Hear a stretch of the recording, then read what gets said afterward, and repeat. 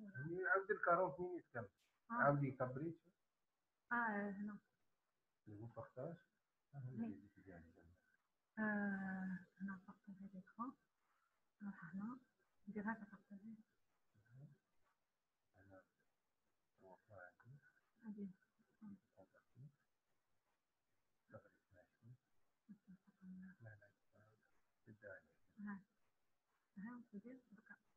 Non, attends. هكا نعرفوها هنا نصغرناها ماكسيموم من بعد نحكمها ديبلاسيها نحطها مع شنو حنا ما ديرونجيكش في الكور نروح ندير بلا ايكران نجي هنا لي بارتيسيبون ندير مويتو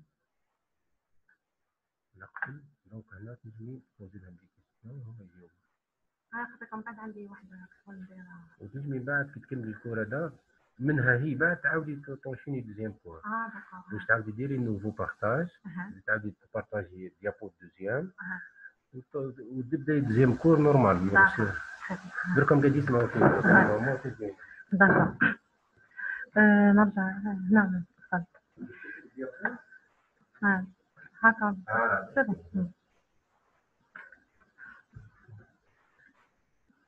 Donc, on revient à l'équilibre leucocytaire qui est inversé chez l'enfant de 4 ans. L'équilibre leucocytaire, normalement, on a plus de polynucléaires neutrophiles que de lymphocytes chez l'adulte. Chez l'enfant de moins de 4 ans, on a plus de lymphocytes que de polynucléaires neutrophiles. Puis, par la suite, à 5 ans, polynucléaires neutrophiles et lymphocytes sont égaux. Et à 6 ans, donc, il va rejoindre celui de l'adulte. Quels sont les sous-types de globules blancs? Donc, nous avons les polynucléaires granulocytaires. Ça veut dire quoi, polynucléaires? Ça veut dire qu'ils ont un noyau multilobé, nombreuses granulations cytoplasmiques. Et vous avez 3 types, sous-types, les granulocytes neutrophiles, les granulocytes éosinophiles et le granulocyte basophile. Les mononucléaires sont caractérisés par un noyau unilobé, des granulations cytoplasmiques peu visibles. Vous avez 2 sous-types, le lymphocyte et le monocyte avec un noyau en fer à cheval. Donc le leucogramme, vous voyez ici, c'est un leucogramme de l'adulte. Polynucléaires neutrophiles sont représentés par 40 à 70%, soit 1600 à 7000 éléments par millimètre cube. Les éosinophiles, donc de 0 à 7%, soit de 0 à 700 gigas par litre. Et les polynucléaires basophiles de 0 à 2%, soit de 0 à 200 gigas par litre. Les lymphocytes 20 à 40%, 800 à 4000 éléments par millimètre cube. Et les monocytes de 3 à 7%, de 120 à 700 gigas par litre. Il faut savoir que les pourcentages sont des valeurs relatives qu'on n'interprète jamais, donc on doit les convertir en valeurs absolues pour pouvoir les interpréter. J'ai dit tout à l'heure que l'équilibre leucocytaire est inversé chez l'enfant et c'est physiologique. Ça veut dire quoi? Ça veut dire que l'enfant il a plus de lymphocytes, il a 40 à 70% de lymphocytes et 20 à 40% de polynucléaires neutrophiles.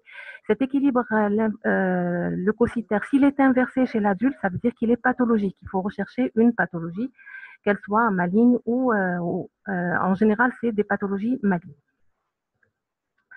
Pour ce qui est de la lignée plaquettaire, donc les plaquettes, on les appelle également thrombocytes. Ce sont de petits éléments, des cellules anucléées de 2 à 5 micromètres. La durée de vie est de l'ordre de 7 à 12 jours. Le centre, donc caractérisé par un centre granuleux qui s'appelle le granulomètre et une région claire périphérique qui s'appelle le hyalomère.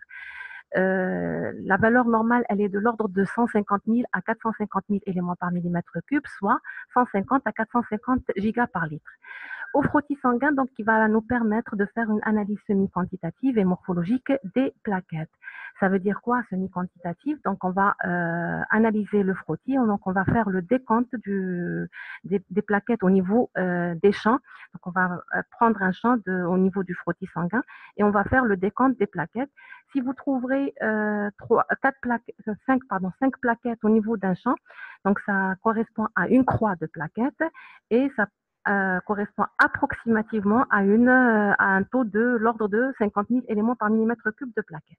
Si au niveau d'un champ, vous allez trouver entre 5 et 10 plaquettes, donc quand vous faites le décompte, vous allez trouver 5 à 10 plaquettes, Ça correspond, ça correspond à 2 croix de plaquettes et en général,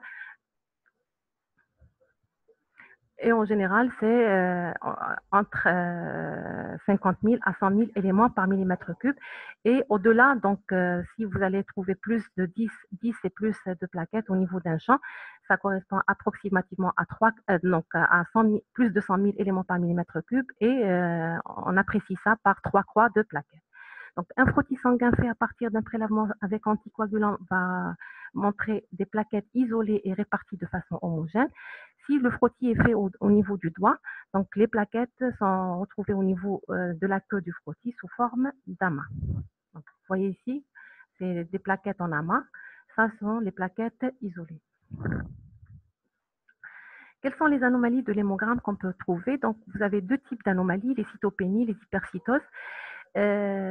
Pour la pathologie érythrocytaire, cytopénie, ça veut dire une diminution, donc c'est un mot composé.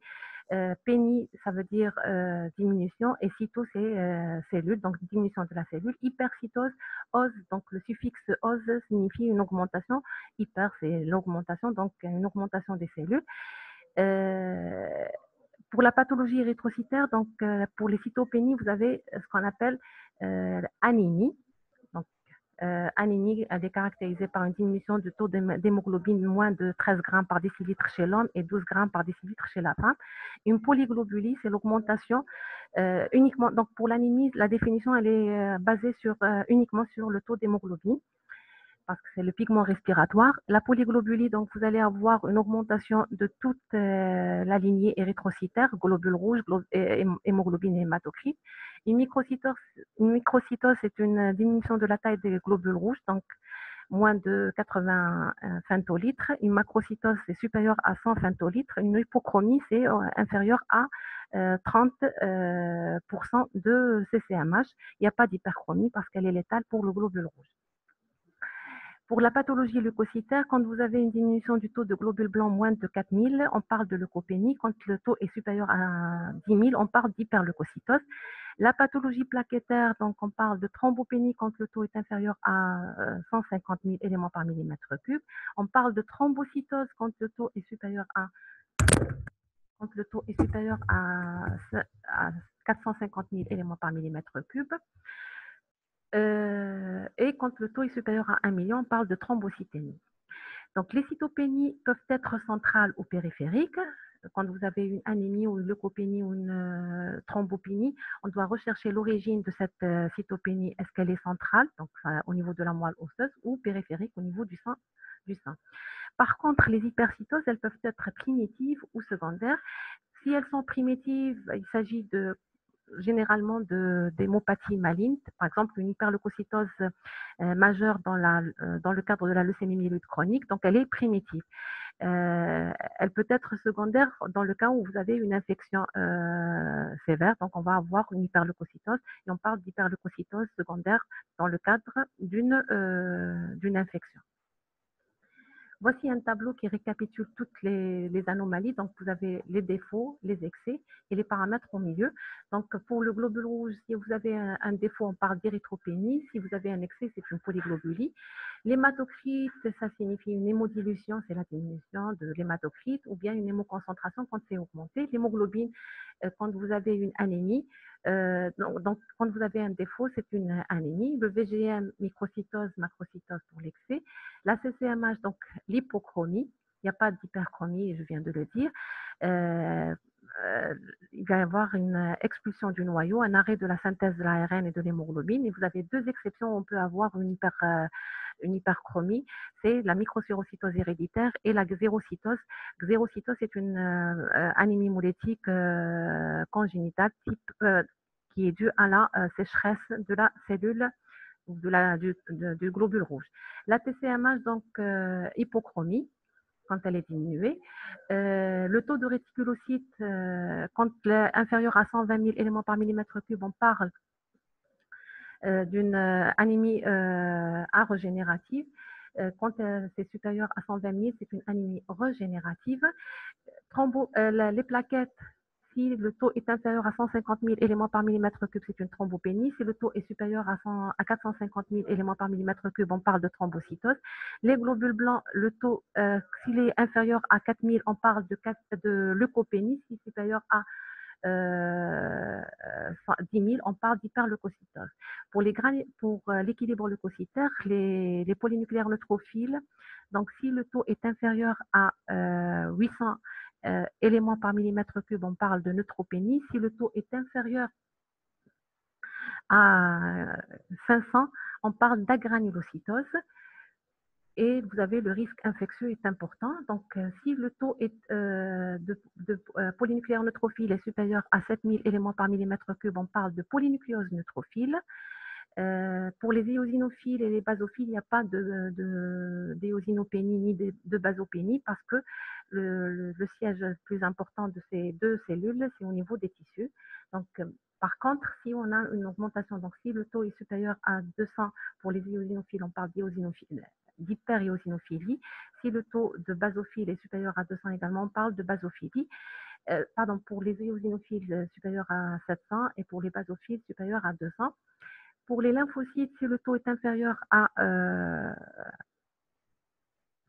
800, on parle de lymphopénie. Et si le taux de lymphocytes est supérieur à 4000, on parle d'hyperlymphocytose. Les monocytes également, si le taux est inférieur à 120, on parle de monocytopénie. Si le taux est supérieur à 700, on parle de monocytose.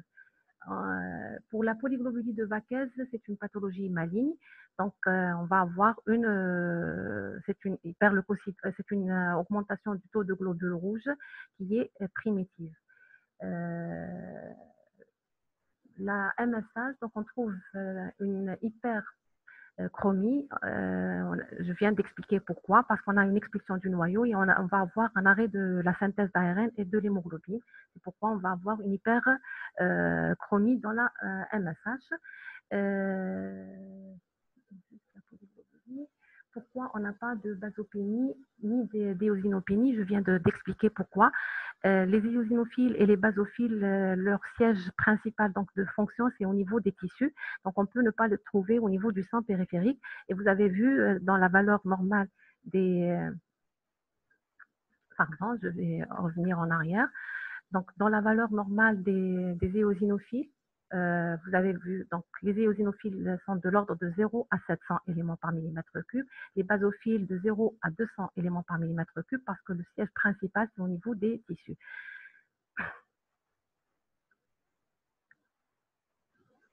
Donc la microcytose, on vient le VGM, quand il est compris entre 80 et 100 micromètres ou femtolitres, on parle de normocytose. Quand le VGM est inférieur à 80, on parle de microcytose. Quand il est supérieur à 100, on parle de macrocytose.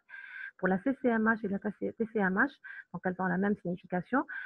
Si elles sont diminuées, donc on parle d'hypochromie. Si elles sont normales, on parle de normochromie. Si la TCMH est élevée, dans le cas où vous avez une macrocytose, il n'existe pas d'hyperchromie, on vient de l'expliquer tout à l'heure. Donc, on a terminé avec le cours. J'ai mis cette lettre donc, pour savoir si vous avez bien saisi le cours. Donc, combien d'erreurs d'interprétation dans ce courrier? Chers confrères, je vous adresse Monsieur H, qui présente à la formule sanguine une anémie à 3 700 000 éléments de globules rouges par millimètre cube, associés à des anomalies de la lignée blanche, une leucopénie à 4100 globules blancs par millimètre cube, une éosinophilie notable à 8% et une lymphocytose à 50%. Les plaquettes sont à 120 gigas par litre. Je pense qu'il est éthylique car il existe une importante macrocytose à 125 microns cubes.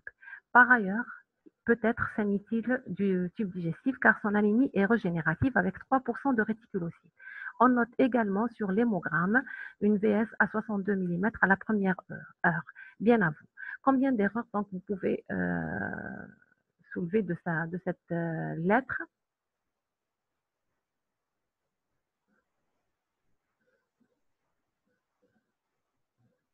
Très bien. Donc, une remarque qui a été faite. Les réticulocytes, en général, quand on vous donne des valeurs en pourcentage, c'est des valeurs relatives qu'il ne faut jamais interpréter. Donc, on doit les convertir en valeurs absolues pour les interpréter. Donc, la première remarque, c'est quand vous avez, donc, il parle d'une anémie à 3 millions. L'anémie, elle est déterminée ou elle est définie par le taux d'hémoglobine et non pas par le nombre de globules rouges. Deuxièmement, ça c'est la première anomalie, donc l'anémie qui est à 3 millions, c'est faux. On doit parler de l'hémoglobine, du taux d'hémoglobine, associé à des anomalies de la lignée blanche, donc il leucopénie à 4100 globules blancs par millimètre cube. Effectivement, il n'y a pas de leucopénie, le taux il est normal. On a dit que la valeur elle est comprise entre 4000 et 10 000 éléments par millimètre cube. Deuxièmement, une éosinophilie notable à 8%. 8%, ça ne veut rien dire, c'est une valeur relative. On doit la convertir, donc on doit multiplier le 8% au nombre de globules blancs, 4100. Deuxièmement, pour la lymphocytose également, donc vous avez 50%, qu'on doit la convertir en la multipliant par le nombre de globules blancs. Pour ce qui est des plaquettes, elles sont à 120 gigas par litre, donc on n'a rien dit. Je pense qu'il est éthylique car il existe une importante macrocytose à 125 microns cubes. Effectivement, c'est une importante macrocytose, mais on ne peut pas suggérer qu'il est éthylique rien qu'en voyant la macrocytose. Donc, on peut avoir d'autres étiologies de cette macrocytose.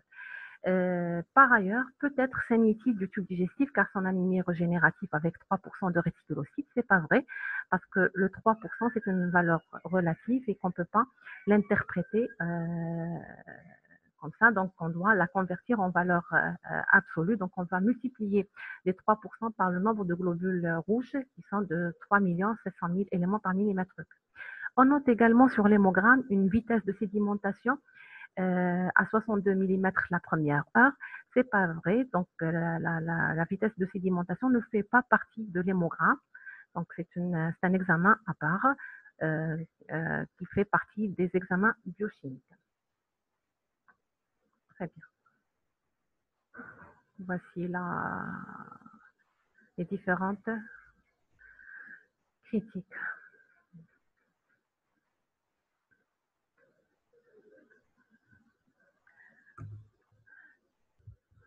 Allô, vous avez des questions? Vous pouvez poser vos questions. Hein. Donc, l'anémie s'exprime par le taux de globules blancs, d'hémoglobine, c'est bien.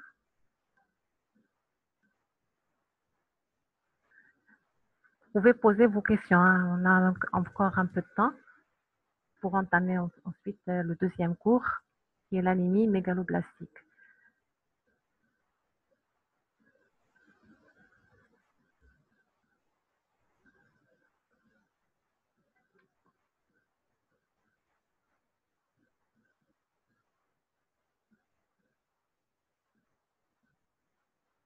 La fée, j'ai pas compris la question de acétylcholine. Donc, la fée passive, j'ai pas compris la question. Pourquoi il n'y a pas d'hyperchromie? J'ai pas entendu. Donc, j'ai dit que l'hyperchromie, elle est létale, donc elle est mortelle. Le globule rouge va s'éclater. Et vous avez uniquement deux pathologies où on peut avoir une hyperchromie. C'est au cours de la microsphérocytose héréditaire et également au cours de la xérocytose, qui est une anomalie de la anémie hémolytique congénitale due à une sécheresse du globule rouge.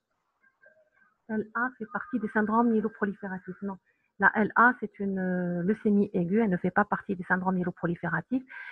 C'est un arrêt de maturation, c'est des précurseurs à un stade très précoce, donc au niveau des blastes. Par contre, les syndromes myéloprolifératifs, c'est une prolifération des différents précurseurs granuleux surtout, précurseurs myéloïdes. Chez l'adulte, PNN, oui. Chez l'adulte, le taux de polynucléaire neutrophile est supérieur à celui des lymphocytes. Si vous avez une inversion de la formule, ça veut dire vous avez plus de lymphocytes que de polynucléaire neutrophile, il faut chercher donc une pathologie maligne, entre autres les syndromes lymphoprolifératifs ou bien une leucémie aiguë. LMC peut aboutir à une leucémie aiguë. Oui, effectivement, la LMC, elle ne fait pas partie des syndromes myéloprolifératifs. Pardon, elle fait partie des syndromes myéloprolifératifs, mais elle peut évoluer vers une leucémie aiguë. Donc, elle peut se transformer en leucémie aiguë par arrêt de maturation des globules blancs.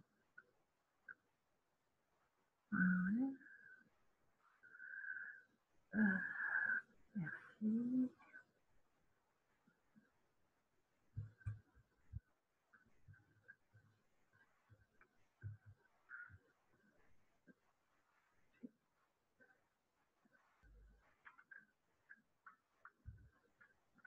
En cas de...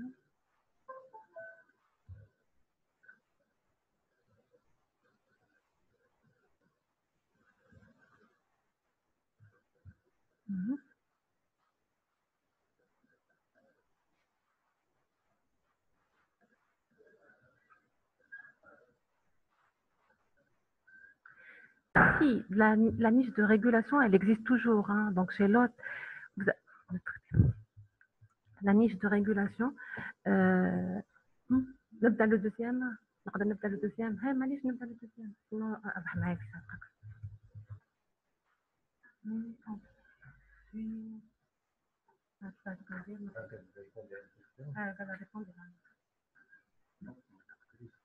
لازم نكمل les questions au niveau des questions. D'accord. On va les معايا. Ok, أنا يا أخي.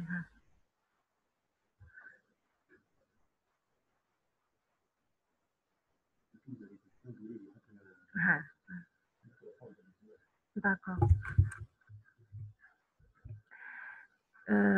Au cours de la LMC, donc la LMC peut aboutir à une LA, donc je viens de répondre. LMC elle fait partie des syndromes myéloprolifératifs. C'est une prolifération des précurseurs granuleux. En général, pour la leucémie myéloïde chronique, le traitement, c'est pas la greffe de cellules souches hématopoïétiques, elle est réservée en cas de non-réponse à la thérapie ciblée, qui sont les inhibiteurs de tyrosine kinase. On va voir ça en détail dans la leucémie myéloïde chronique. Par contre, quand le patient échappe à toutes les thérapeutiques dont on dispose, on passe à la greffe de cellules souches hématopoïétiques et on va mais on fait une chimiothérapie avant, non, on ne fait pas de chimiothérapie, sauf si le patient transforme en leucémie myéloïde, en leucémie aiguë. La LMC, si elle se transforme en leucémie aiguë, on fait une chimiothérapie associée à une thérapie ciblée qui sont les inhibiteurs de tyrosine kinase. Puis par la suite, on greffe le patient. La greffe se fait par des cellules souches hématopoïétiques qui peuvent être périphériques. Et la niche, elle y est toujours, hein, donc elle est dérégulée certes, mais elle y est toujours. C'est le stroma médulaire, c'est là où se produit tout. Donc le micro-environnement ou la niche hématopoïétique peut participer à la pousse ou à la prolifération des différentes lignées granuleuses, de la lignée granuleuse.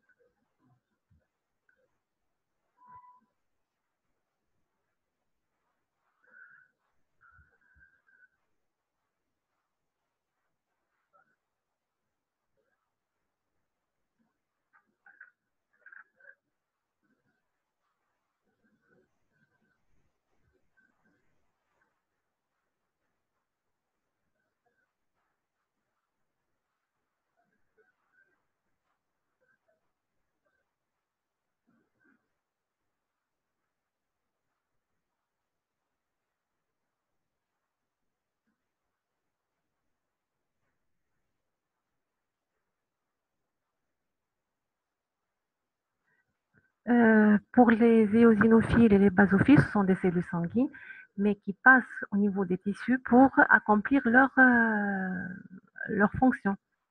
On peut les trouver également dans le sang. Donc, vous avez vu le taux de basophiles et de d'éosinophiles de l'ordre de 0 à 700 et de 0 à 200 pour les basophiles. Donc, 700 pour les éosinophiles Et basophile, vous avez de 0 à 200.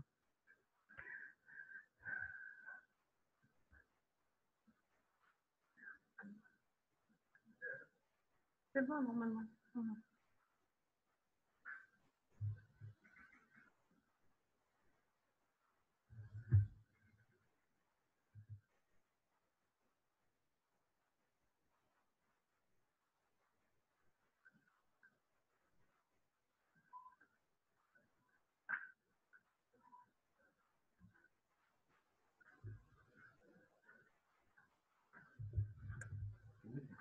كله سوا.